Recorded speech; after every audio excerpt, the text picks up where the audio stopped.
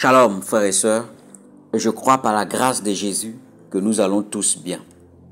Aujourd'hui, nous allons partager sur Matthieu chapitre 5, le verset 34 à 37 et Jacques chapitre 5, le verset 12. Jacques chapitre 5, le verset 12. Avant toute chose, mes frères, ne jurez ni par le ciel, ni par la terre, ni par aucun autre serment, mais que votre oui soit oui, et que votre non soit non, afin que vous ne tombiez pas sous le jugement. Lisons Zacharie chapitre 5, le verset 4. Zacharie chapitre 5, on va lire à partir du verset 3.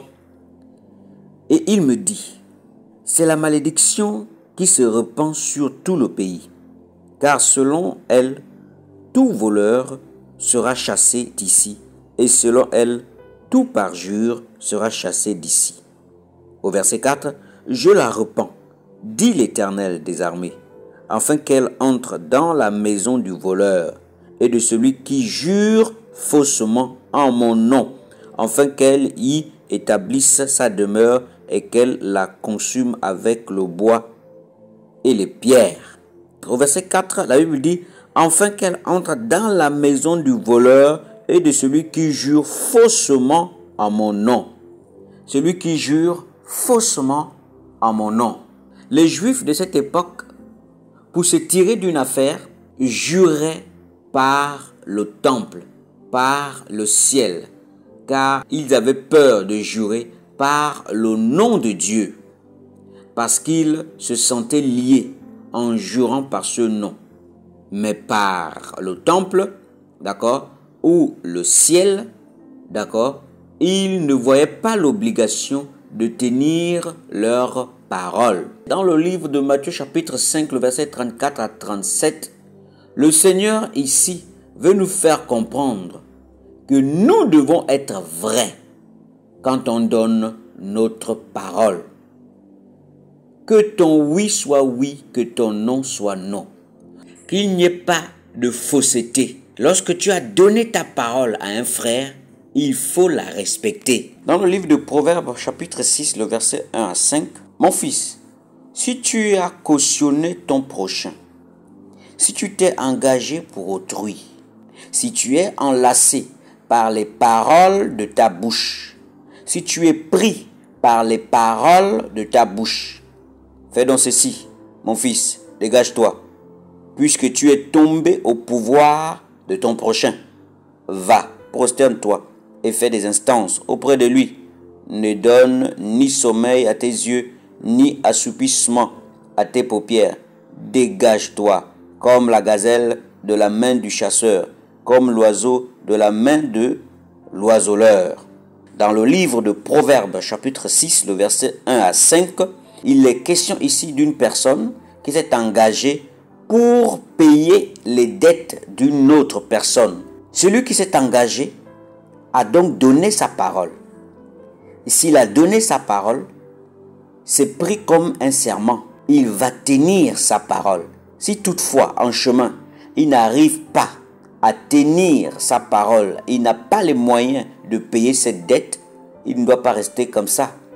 Qu'il reparte vers qui il s'est engagé pour se dégager de cette parole qu'il avait donnée. Si tu t'es engagé quelque part et que tu n'arrives pas à tenir ta parole, ne reste pas comme ça. Ne fuis pas, ne te cache pas.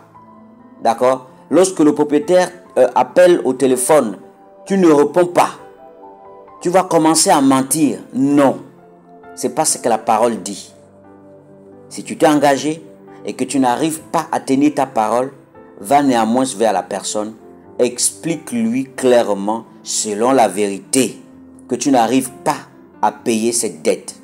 D'accord? S'il faut rallonger les délais, rallonger. S'il veut annuler la dette, il annule la dette, mais néanmoins, tu restes dans la vérité. Donc, la Bible n'interdit pas de jurer. La Bible n'interdit pas de faire les serments. D'accord? Mais la Bible interdit de jurer faussement. La Bible interdit de donner sa parole et de ne pas la tenir. Jurer, donc, c'est biblique. Nous le voyons dans le livre de Deutéronome chapitre 6, le verset 13. Tu craindras l'Éternel ton Dieu, tu le serviras et tu jureras par son nom. Tu jureras par son nom. Nous le voyons également dans le livre de Deutéronome chapitre 10, le verset 20. Jurer donc c'est biblique, d'accord? Seulement, nous ne devons pas donner notre parole faussement dans le but de tromper notre prochain pour se dégager d'une affaire, pour fuir une affaire. Celui qui jure, il doit tenir sa parole. Prenons aussi Hébreux chapitre 6, le verset 13 à 18. Nous allons lire simplement le verset 13 et 14. La Bible dit: lorsque Dieu fit la promesse à Abraham, ne pouvant jurer par un plus grand que lui, il jura par lui-même et dit: certainement, je te bénirai et je multiplierai ta postérité. Dieu donc a juré. D'accord? Et la Bible dit: ne pouvant jurer par un plus grand que lui, il a juré par lui-même. D'accord? Nous le voyons dans le livre de Genèse chapitre 22, le verset 16. Jurer, c'est biblique. La loi demandait, dans certaines circonstances, de jurer. Nous le voyons dans le livre de Nombres chapitre 5, le verset 19 et le verset 21. Et le sacrificateur fera jurer la femme avec un serment d'imprécation et lui dira: que l'Éternel te livre à la malédiction et à l'exécration au milieu de ton peuple en faisant dessécher ta cuisse et enfler ton ventre. Le sacrificateur fera jurer la femme avec un serment d'imprécation. Le sacrificateur devrait faire jurer la femme au nom de l'Éternel, donc au nom de Yahweh. Or, la loi interdisait de prendre le nom de Yahweh en vain, donc faussement. D'accord? C'est pourquoi, au verset 21, la Bible dit que l'Éternel te livre à la malédiction et à l'exécration au milieu de ton peuple en faisant dessécher ta cuisse et enfler ton ventre. Si tu jures faussement devant Yahweh alors que tu es coupable. Lisons également Nombres chapitre 30, le verset 3. La Bible dit: lorsqu'un homme fera un vœu à l'Éternel ou un serment pour se lier par un engagement, il ne violera point sa parole, il agira selon tout ce qui est sorti de sa bouche. Le peuple, en ce moment-là, d'accord, jurait faussement. Il trompait son prochain en jurant par le ciel, en jurant par le temple, d'accord. Il ne se sentait pas lié pour tenir l'engagement qu'il avait donné. D'accord? En utilisant ces choses, il ne se sentait pas lié par la parole qu'il venait de donner. Jésus refuse ici de tromper les autres en utilisant des faux serments. D'accord? Les Juifs juraient par la terre, le ciel et Jérusalem, et même par leur tête, mais pas par le nom de Dieu, pas par le nom de Yahweh, pensant éviter le jugement divin pour leurs mensonges. D'accord? Lisons Deutéronome chapitre 5, le verset 11. La Bible dit: tu ne prendras point le nom de l'Éternel, ton Dieu, en vain, car l'Éternel ne laissera point impuni celui qui prendra son nom en vain. Pour ne pas tomber sous un jugement divin, d'accord, pour leurs mensonges, les Juifs donc juraient par le ciel, par Jérusalem et même par leur tête, d'accord, parce qu'ils ne voulaient pas prendre le nom de Dieu, le nom de Yahweh en vain. Ils craignaient le jugement. Donc le Seigneur refuse ici de tromper les autres en utilisant des serments faux. D'accord?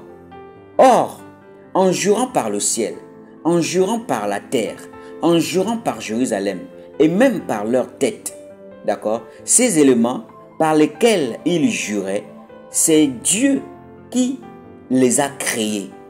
Et Dieu est témoin et interpellé comme si on jurait par son nom. Dieu a juré devant Abraham pour lui faire voir que ce qu'il a dit, il va le faire, certainement. Et cette promesse concerne non seulement Abraham, mais aussi sa postérité. Lisons Genèse chapitre 22, le verset 15 à 18. L'ange de l'Éternel appela une seconde fois Abraham des cieux et dit, « Je le jure par moi-même, parole de l'Éternel, parce que tu as fait cela et que tu n'as pas refusé ton fils, ton unique, je te bénirai et je multiplierai ta postérité, comme les étoiles du ciel et comme le sable qui est sur le bord de la mer. Et ta postérité possédera la porte de ses ennemis. Toutes les nations de la terre seront bénies en ta postérité, parce que tu as obéi à ma voix. » Dieu va faire la promesse à Abraham et il va jurer par lui-même pour lui montrer que ce qu'il a dit, il va le faire. D'accord? Nous pouvons également le voir dans le livre de Galates chapitre 3, le verset 6 à 9. Et comme Abraham crut à Dieu et que cela lui fut imputé à justice, reconnaissez donc que ce sont ceux qui ont la foi qui sont fils d'Abraham. Aussi l'Écriture, prévoyant que Dieu justifierait les païens par la foi, a d'avance annoncé cette bonne nouvelle à Abraham. Toutes les nations seront bénies en toi. Ainsi, ceux qui croient sont bénis avec Abraham le croyant.